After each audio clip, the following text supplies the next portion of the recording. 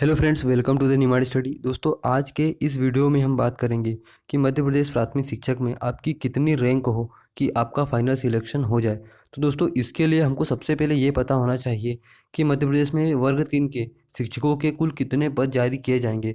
दोस्तों, ऐसा अभी तक सरकार ने नहीं बताया है, लेकिन मान लीजिए कि एक हिसाब से सरकार 10,000 पद जारी करती है। तो 10,000 पदों में आपकी कितनी रैंक होना चाहिए कि आपका वर्ग 3 में फाइनल सिलेक्शन हो जाए। दोस्तों, इसके लिए आपको कुछ फैक्ट पहले पता होना चाहिए जो कि आरक्षण से रिलेटेड है। दोस्तों, यहाँ पर महिलाओं को कुल पदों में से 50% आरक्षण मिलेगा और कुल पदों में से 25% आरक्षण अतिथि शिक्षकों को मिलेगा। उसके बाद जो कि दिव्यांगजन और भूतपूर्व सैनिक हैं उन्हें 10% आरक्षण मिलेगा। इस तरह कुल सीटों का 85% भाग आरक्षण में चला जाएगा। उसके बाद केवल 15% भाग ही बचता है जो कि आरक्षण से रहित है। दोस्तों, इस वीडियो में बताए गए फैक्ट को अच्छे से समझने के लिए आप वीडियो में लास्ट तक जरूर बने रहिएगा। दोस्तों, अब हम बात करते हैं सबसे पहले उन पुरुष छात्रों की जो कि ना तो अतिथि है, ना ही विकलांग है, ना ही भूतपूर्व सैनिक है। दोस्तों, इनके लिए बचती है 15% सीटें, क्योंकि 85% सीटें तो आरक्षण में चली जाती है। अब 15% सीटें यानी 1500 पद। तो 1500 पदों में भी दोस्तों यहाँ पर 4 से 5 कैटेगरियाँ होगी: general, SC, ST, OBC, EWS। तो दोस्तों, इस कैटेगरी में सबसे पहले हम जनरल स्टूडेंट्स की बात करते हैं कि उनकी कितनी रैंक आना चाहिए ताकि उनका फाइनल सिलेक्शन हो जाए। तो दोस्तों, जनरल कैटेगरी के स्टूडेंट्स जिनके लिए केवल 27% आरक्षण मिलता है, क्योंकि जो कि सभी कैटेगरियाँ हैं उन सभी कैटेगरियों में जनरल को छोड़कर 73% सीटें आरक्षित है। तो सिर्फ जनरल के लिए बचती है 27% सीटें। अब 1500 का 27% यदि हम निकालें तो इस तरह हमको 405 प्राप्त होता है। और 405 रैंक से यदि आप नीचे लाते हो, जनरल के स्टूडेंट हो और आप 405 से नीचे रैंक लाते हो, तो आपका वर्ग 3 में फाइनल सिलेक्शन होना तय है, कोई नहीं रोक सकता है आपको। उसके बाद अब हम बात करते हैं OBC के स्टूडेंट्स के बारे में। दोस्तों, OBC के स्टूडेंट्स के लिए सरकार ने 27% अलग से आरक्षण किया हुआ है। अब जनरल के 27% और OBC के 27%, इस तरह से 54% सीटों पर OBC के छात्र लड़ाई कर सकते हैं। अब 1500 के 54% यदि हम निकालें तो हमको मिलेगा 810, यानी OBC के छात्र 810 से नीचे रैंक लाते हैं तो उनका वर्ग 3 में फाइनल सिलेक्शन होना तय है।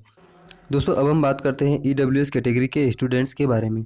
EWS कैटेगरी को सरकार ने 10% अलग से आरक्षण दिया हुआ है, इसलिए हम कह सकते हैं कि जनरल के 27% सीटें और EWS को अलग से मिला हुआ आरक्षण यानी 10%। तो इस तरह EWS कैटेगरी के छात्र 37% सीटों पर लड़ सकते हैं।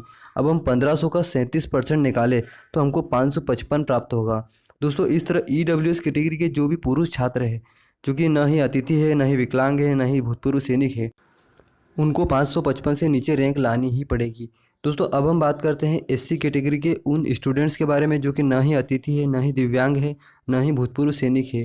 दोस्तों, इस तरह SC कैटेगरी के छात्र जो कि जनरल, OBC, EWS कैटेगरी के छात्रों के बराबर यदि नंबर ले भी आते हैं तो वह पहले उनकी सीटें भरी जाएगी। तो इस तरह SC के जो छात्र हैं उनको 80% सीटों पर लड़ने का अधिकार है। इस तरह 1500 का 80% यदि हम निकालें तो SC के छात्र यदि 1200 रैंक लाते हैं, 1200 रैंक से नीचे लाते हैं तो उनका वर्ग 3 में सिलेक्शन होना तय है। इसके बाद अब हम बात करते हैं ST कैटेगरी के स्टूडेंट्स के बारे में। दोस्तों, ST कैटेगरी सबसे लोवेस्ट कैटेगरी है, सबसे नीचे की कैटेगरी मानी जाती है। तो इस कैटेगरी के छात्र सबसे ज़्यादा सीटों पर लड़ाई करते हैं, यानी 100% सीटों पर लड़ सकते हैं। तो इनको 1500 में से 1500 रैंक भी यदि ये लेके आते हैं तो इनको वर्ग 3 में सिलेक्शन लेने से कोई नहीं रोक सकता है। दोस्तों, अब हम बात करते हैं उन महिला कैंडिडेट्स के बारे में जो कि ना ही अतिथि है, ना ही दिव्यांग है, ना ही भूतपूर्व सैनिक है। दोस्तों, महिलाओं को सरकार ने वर्ग 3 में 50% अलग से आरक्षण दिया हुआ है और यदि किसी महिला के पुरुष छात्र के बराबर नंबर आ जाते हैं तो उस महिला छात्र को पुरुष छात्र की तुलना में पहले सीट दी जाएगी। इस तरह हम कह सकते हैं कि पुरुषों की सीटों पर भी महिलाएं लड़ने के योग्य है। तो पुरुषों की जो बची हुई 15% सीटें हैं और महिलाओं की आरक्षित 50% सीटें, इस तरह 65% सीटें होती है जिन पर महिलाएं लड़ सकती है। तो दोस्तों, 65% सीटों में अब हम अलग अलग कैटेगरी की बात करते हैं कि जनरल कैटेगरी में महिलाओं को कितनी रैंक लाना चाहिए कि उनका वर्ग 3 में फाइनल सिलेक्शन हो जाए। दोस्तों, जनरल के अलावा अन्य जो कैटेगरियाँ हैं उनको सरकार ने टोटल 73% आरक्षण दे के रखा है। तो इस तरह जनरल की 27% सीटें बचती है।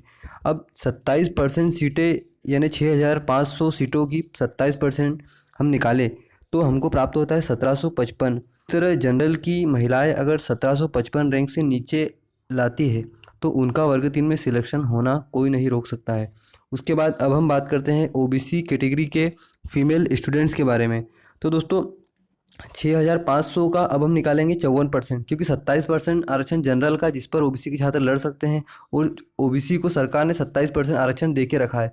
तो 27 और 27 54%, यानी 54% आरक्षण ओबीसी को मिला हुआ है। तो 6500 का अब हम 54% निकालेंगे तो हमको 3510 प्राप्त होता है। तो इस तरह ओबीसी के फीमेल कैंडिडेट्स 3510 से नीचे रैंक लेके आते हैं तो उनका वर्ग 3 में फाइनल सिलेक्शन होना तय है। इसके बाद अब हम बात करते हैं ईडब्ल्यूएस कैटेगरी के स्टूडेंट्स के बारे में। दोस्तों ईडब्ल्यूएस कैटेगरी को सरकार ने अलग से 10% आरक्षण दे के रखा है, और ईडब्ल्यूएस के छात्र जनरल की सीटों पर भी लड़ सकते हैं। इस तरह जनरल की 27% और ईडब्ल्यूएस का 10% हम मिलाते हैं तो हमको 37% प्राप्त होता है। तो दोस्तों ईडब्ल्यूएस के छात्र 37% सीटों पर लड़ सकते हैं। यदि अब हम 6500 का 37% निकालते हैं तो दोस्तों हमको 2405 प्राप्त होता है। तो इस तरह हम कह सकते हैं कि ईडब्ल्यूएस कैटेगरी के फीमेल स्टूडेंट्स 2405 से नीचे रैंक लेके आते हैं तो उनका वर्ग 3 में फाइनल सिलेक्शन होना लगभग तय है। इसके बाद अब हम बात करते हैं एससी कैटेगरी के स्टूडेंट्स के बारे में। दोस्तों एससी कैटेगरी के स्टूडेंट्स कुल सीटों के 80% सीटों पर लड़ सकते हैं। तो यदि 6500 का हम 80% निकालेंगे तो हमको 5200 प्राप्त होगा। इस तरह हम कह सकते हैं कि एससी कैटेगरी के फीमेल स्टूडेंट्स यदि 5200 रैंक से नीचे लेके आते हैं तो उनका वर्ग 3 में सिलेक्शन होना लगभग तय है। इसके बाद अब हम बात करते हैं एसटी कैटेगरी के स्टूडेंट्स के। तो दोस्तों ये तो आपको पता है कि एसटी कैटेगरी सबसे लास्ट की कैटेगरी है और यह सभी 100% सीटों पर लड़ने के योग्य है। तो 6500 का 100% तो 6500 ही होगा। तो इस तरह हम कह सकते हैं कि 6500 रैंक से नीचे लेके आने पर एसटी कैटेगरी के स्टूडेंट्स का सिलेक्शन होना तय है।